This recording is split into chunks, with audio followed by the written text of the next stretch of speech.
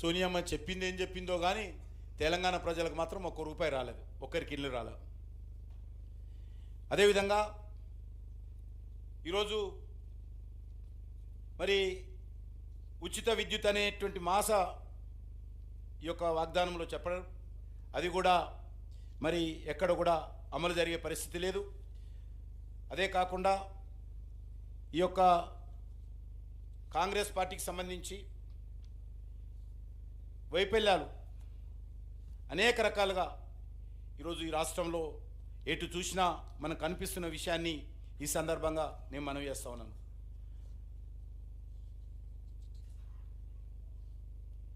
ఏ ఊరికి వెళ్తే ఆ ఊళ్ళో ఆ రోజు అధికారంలో ఉన్నటువంటి ఎమ్మెల్యేల మీద, అధికారంలో ఉన్నటువంటి పార్టీ మీద, నేను అధికారంలోకి వస్తే ఈ భూ ఆక్రమణదారుల మీద కేసులు పెడతాము, దర్యాప్తులు చేస్తాము, జైళ్లకు పంపిస్తామని ముఖ్యమంత్రి గారు ఆ రోజు కాంగ్రెస్ పార్టీ నాయకుడిగా ఎన్నికల ప్రచారంలో చెప్పారు.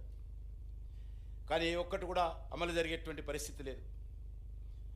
ఈరోజు మనం చూస్తూ ఉన్నాం, ఉద్యోగులకు సంబంధించిన సమస్యలు కావచ్చు, లేక ప్రభుత్వ ఉద్యోగులు పెన్షన్లు అందరూ కూడా పెండింగ్లో ఉన్నటువంటి 3 డిఏలను తక్షణం అమలు చేస్తామని చెప్పడం జరిగింది. ఒకటి మాత్రమే అమలు చేశారు. మళ్ళీ ఇప్పుడు కొత్తగా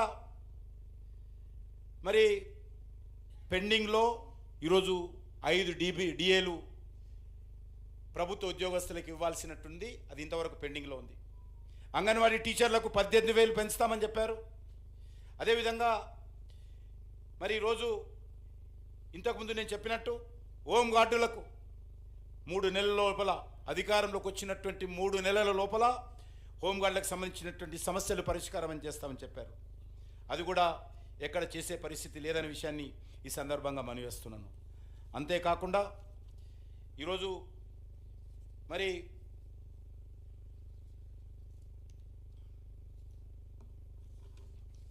ఇతర వైఫల్యాలు అనేక రకాలుగా ఉన్నాయి. గ్రామ పంచాయతీల్లో ఆస్తి పన్ను, ఇంటి పన్ను బకాయిలపై పెనాల్టీలు రద్దు చేస్తామని చెప్పారు. సన్న బియ్యం, తెల్ల కార్డుల మీద సన్న బియ్యం ఇస్తామని చెప్పారు. ఇది కూడా అమలు చేసేటువంటి పరిస్థితుల్లో ఈరోజు రాష్ట్ర ప్రభుత్వం లేదనే విషయాన్ని ఈ సందర్భంగా నేను మనవి చేస్తా ఉన్నాను. అంతేకాకుండా 73, 74 రాజ్యాంగ సవరణ ప్రకారం మరి ఈరోజు గ్రామ పంచాయతీలకు అధికారాలు కల్పిస్తామని చెప్పడం జరిగింది.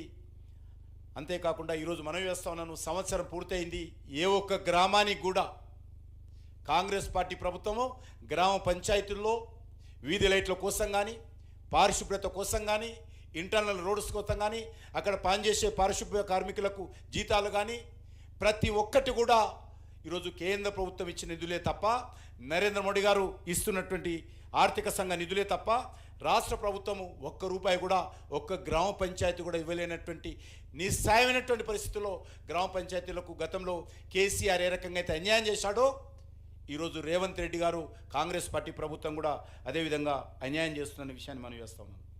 అంతేకాకుండా ఈరోజు రాష్ట్రంలో శాంతి భద్రతల పరిస్థితి, ముఖ్యంగా బెల్ట్ షాపులన్నీ రద్దు చేస్తాము, మద్యాన్ని ఈరోజు ఈ రకంగా బెల్ట్ షాపుల పేరు మీద అమ్మడంతో అనేక రకాలుగా గ్రామాల్లో ఇబ్బందులకు గురవుతున్నారు పేద ప్రజలు, మహిళలు అని చెప్పి పదే మాట్లాడినటువంటి కాంగ్రెస్ పార్టీ ఈరోజు అధికారంలోకి వచ్చిన తర్వాత కాంగ్రెస్ మరి టీఆర్ఎస్ హయాంలో 35,000 ఆదాయం వస్తే దాన్ని 45,000, 10,000 ఆదాయం పెంచుకునే విధంగా టార్గెట్స్ పెట్టి తెలంగాణ ప్రజలకు ఈరోజు మద్యాన్ని అందుబాటులో తీసుకొచ్చి మరి తెలంగాణ ప్రజలను ఏ రకంగా అన్యాయానికి గురి చేస్తున్నారో మనం చూస్తూ ఉన్నాం.